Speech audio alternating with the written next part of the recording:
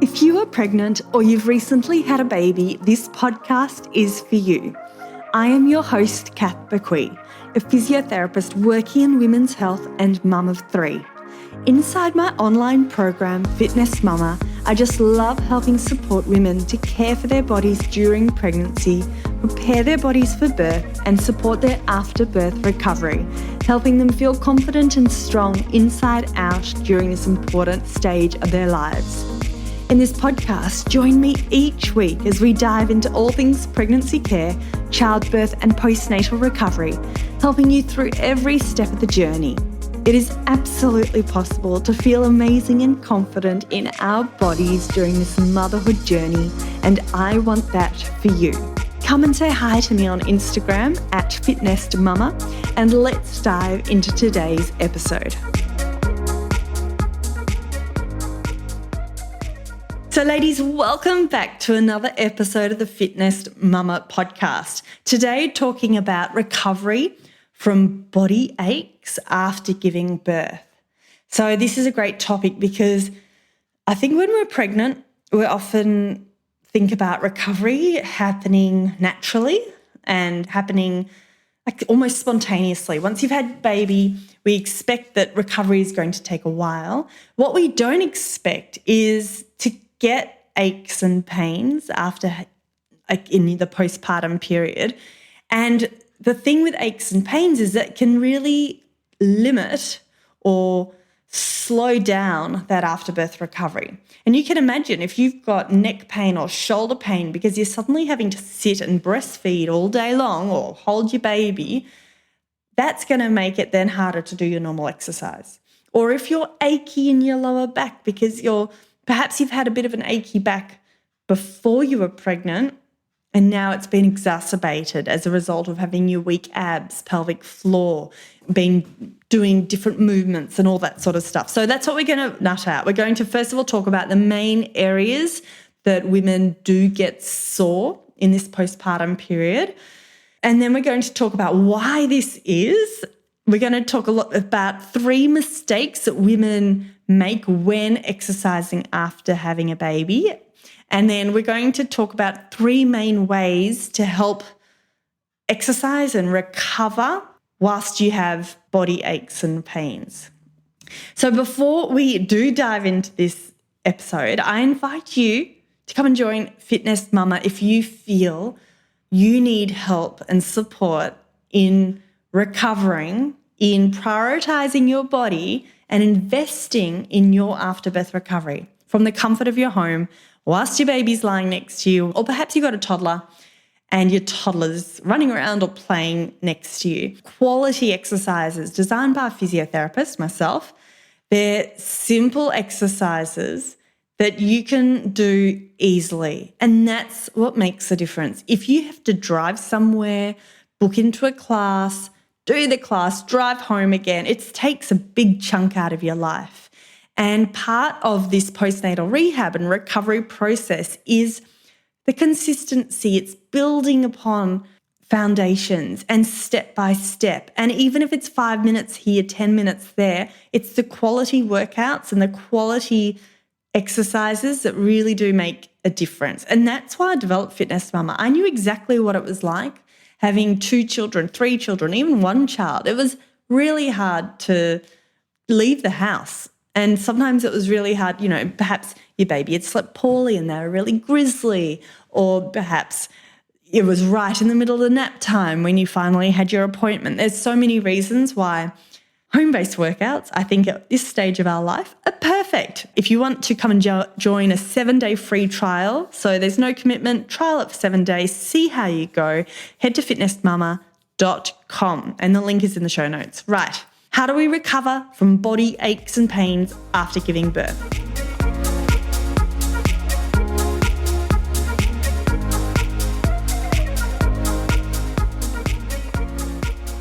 So I mentioned the 3 main areas of body aches.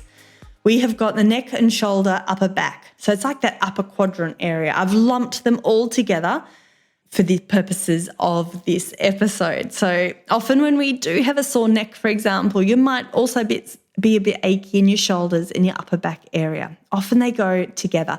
And before I continue, do remember this information is general information only, and it doesn't substitute that individual assessment, treatment, diagnosis.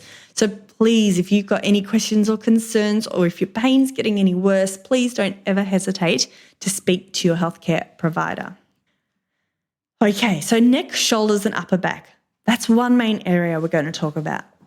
Lower back and pelvis. This is another group. These are common areas where there's pain. And then we've got the extremities, like the limbs. And for this, the third group, most common group that I find, is the thumb and the wrist pain.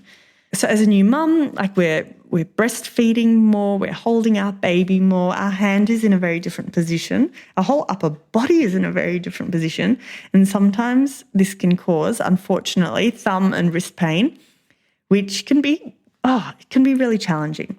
So why is this? Why are women more at risk of developing these body aches and pains after birth? There's a few main reasons. Number one on the list, I would say put down to weakness. There's been changes happening after birth to our main foundations, and perhaps abdominals, or everyone's abdominals stretch. If you've had a baby in your belly, you've had 9 months of stretching around the abdominals. Your pelvic floor has also been stretched, whether or not you've had a vaginal or a cesarean birth. There's been hormonal changes. So hormonal changes, the way that they impact back pain and pelvic pain is they can create some extra mobility in the joints. And this is perfect. This is just what the body needs if you're going to give birth vaginally. But these hormonal changes can linger after birth, especially whilst you're still breastfeeding. There's still these hormonal changes. So it's a cocktail of hormones, but these can cause issues too. We've got postural changes. So our posture can change heaps after giving birth. So perhaps you're breastfeeding the whole time. We've got bigger boobs than we usually do. You're perhaps sitting more. You're perhaps not moving and exercising like what you used to. So our posture has changed. And the posture also changes as a result of weakness. So a lot of these causes, they all sort of, if I was to draw a diagram, I'd have arrows going from one thing to the other. So the weakness causes the postural changes. Yeah, so it's not just a linear thing. They're all intertwined. Okay, and then we've talked about the changed demands of motherhood. So holding newborn, perhaps you've got a toddler, you're breastfeeding, all the nappy changes. There's so much more, like everything is in front of your body, and you can imagine you're just we're hunched over so much. So these are the big things, big changes. And perhaps for you, this is causing the neck shoulder pain. Perhaps for you, this is manifesting as a lower back pain and pelvic pain, or you might be getting the wrist pain. But generally, it's either a couple of these changes that I talked about, the weakness, hormonal changes, postural, and the changed demand. So that's the 4 main causes of pain after giving birth. Right. So I want to dive into 3 main ways to help support the body when you're recovering from body aches. But let's first talk through 3 big mistakes I see women making. So if women have aches and pains, the first big mistake a lot of women do, and again, this isn't like a name blame situation. I get it. Like life is busy. We know what we know, right? We don't know what we don't know. So the first issue is that a lot of women, the status quo, like nothing changes. Perhaps we're persevering. If we've got aches and pains, we're hoping for the best, or we're hoping that things will get better as we get stronger, making the assumption that as more time passes, we will recover and therefore we will get stronger by itself without actually helping that situation. And to some degree, that might definitely happen. And this is sort of going into a different topic, but we also know that there's 2 issues. There's 2 main stages in our life where we're more prone to these sorts of issues. Like, let's talk about pelvic health issues, incontinence, prolapse. We have a spike of these issues as a result of pregnancy and childbirth. Then it sort of plateaus off, and women don't experience these changes quite so much. And then we have another spike of these issues. So we're more likely to develop these issues around the time of menopause. So let's say you have aches and pains and they sort of recover by themselves, but you're not putting any effort into it. You're not rehabbing your body. I'm just worried. Like, I want to set you up so that you don't have issues down the track. So this is where I really think prevention is better than cure. So one big mistake, women, they do nothing. They persevere, they hope for the best, and with time, they just hope that pain will go away. And I get it. We're busy. We're tired. There's other priorities. Motherhood is a crazy ride. But do just remember those stats. There's so many stats around weight gain after pregnancy, incontinence, prolapse, prevention of diabetes. There's so many reasons why we want to be proactive in this area and not reactive. The second issue or mistake I see women make when it comes to recovering from body aches and pains after having a baby, is they forget the foundations. So when I talk about foundations, I'm talking about pelvic floor muscles, core muscles, abdominal muscles, all those foundations that help to support our core. This includes our posture. These are the things that are really impacted with pregnancy and childbirth. These are often the weakest link.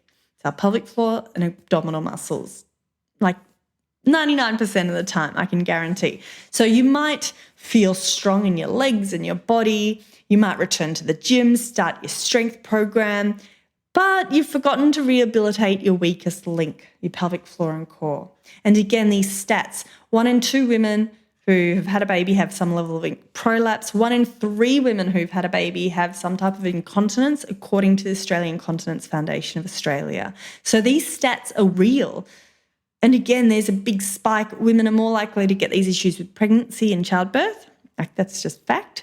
And then the next stage of our life where we run into trouble is around menopause. So if you forget to focus on those rehabbing your foundations after pregnancy and birth, is that even if that's the first baby, second baby, third baby, whatever it is, if we forget to focus on that, just be careful, because menopause is just around the corner. And I really do think, as I said before, prevention is better than cure. So that's the second mistake women make. The third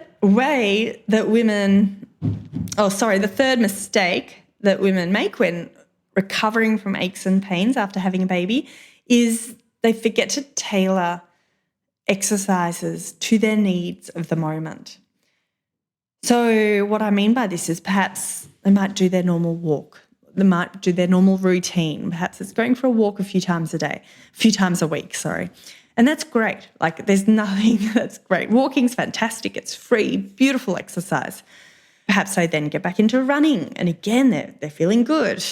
But if we want to holistically help our body specifically recover from these aches and pains, not only help us feel better or get over these aches and pains sooner, but also prevent them coming in the future, this is where tailoring exercises to our motherhood needs is really important. So let's say we're breastfeeding all day. Perhaps the walking isn't sufficient. Maybe we also need to include some postural work in that. Let's say if you've had a vaginal birth, perhaps going for a walk or going to the gym and doing some strength work, perhaps that's not sufficient. You actually need to do some proper pelvic floor and core rehab.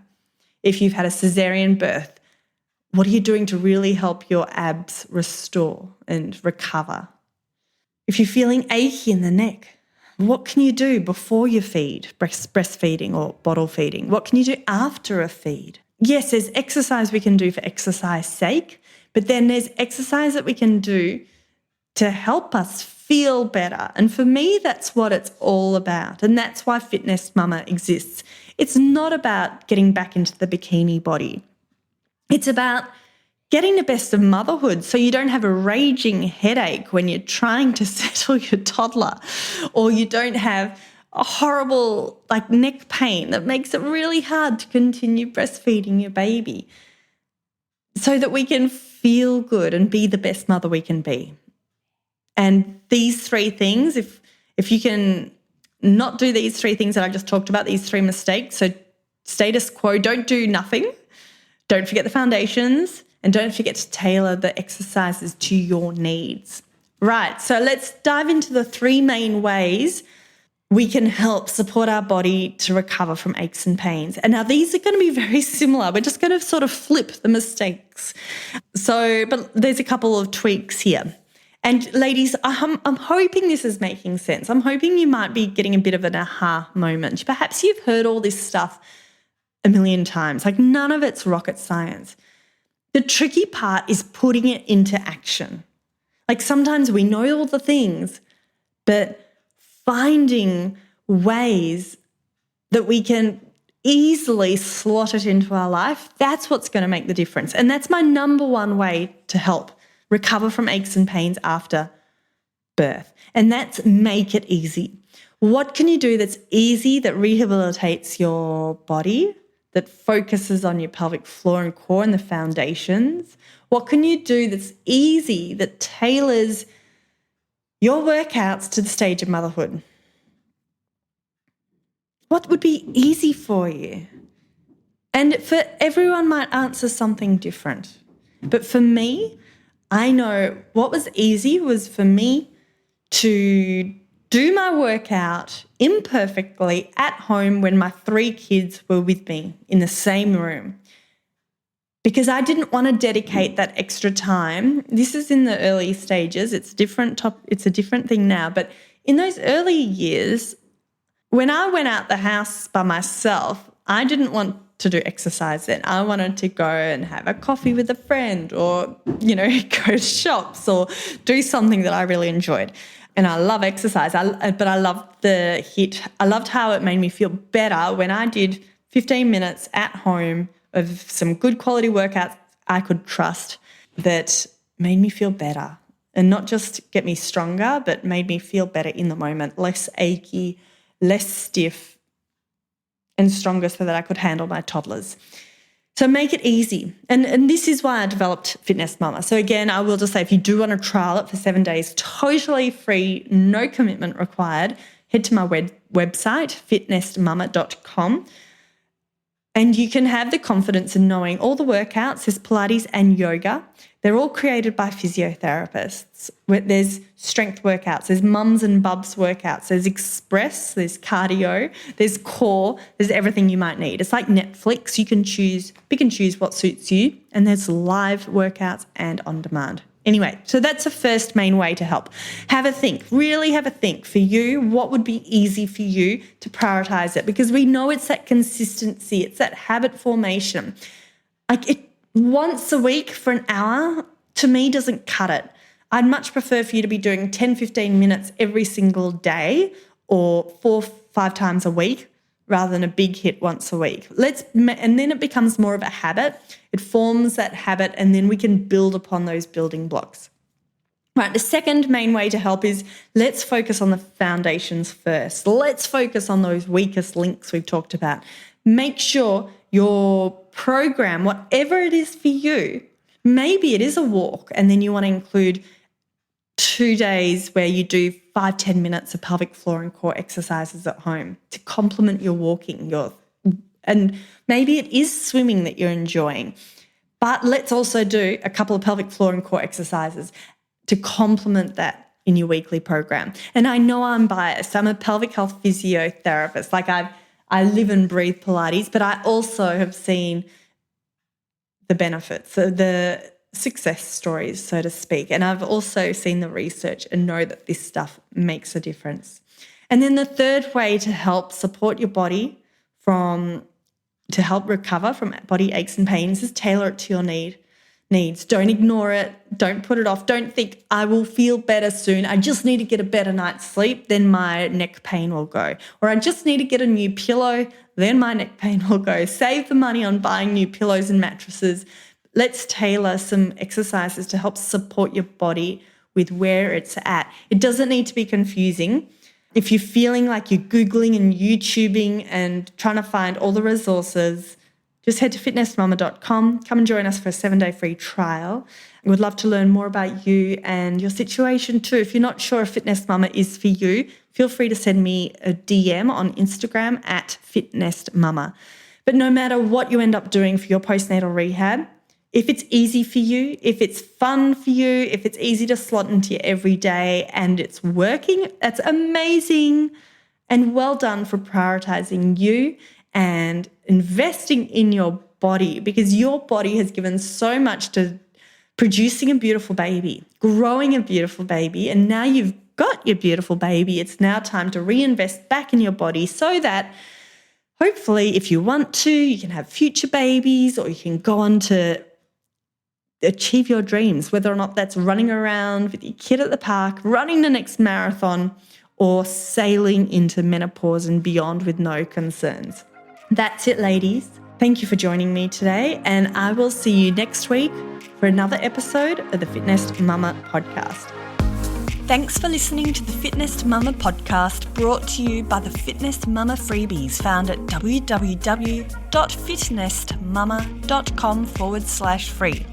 So please take a few seconds to leave a review, subscribe so you don't miss an episode, and be sure to take a screenshot of this podcast, upload it to your social media, and tag me at Fitness Mama so I can give you a shout out too. Until next time, remember, an active pregnancy, confident childbirth, and strong postnatal recovery is something that you deserve.